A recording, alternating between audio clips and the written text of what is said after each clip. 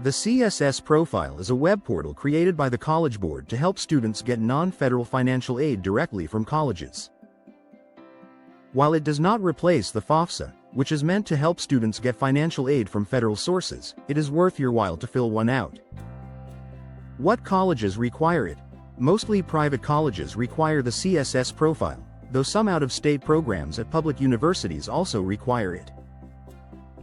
The main page has a link called Check Participating Schools and Scholarships that lists all colleges that participate.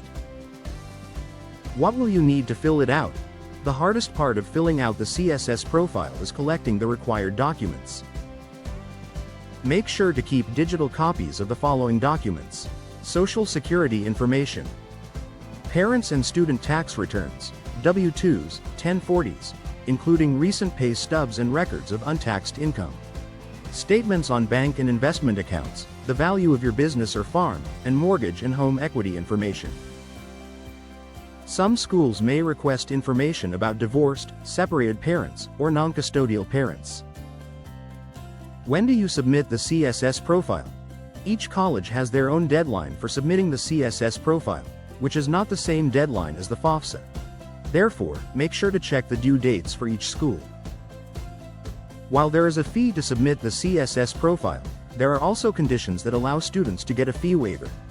Check the CSS Profile website to see if you qualify. As with everything else in the college application season, planning is key. Interested in learning more about college financial aid? Contact Ivy Boost by registering on ivyboost.com to speak to a counselor today.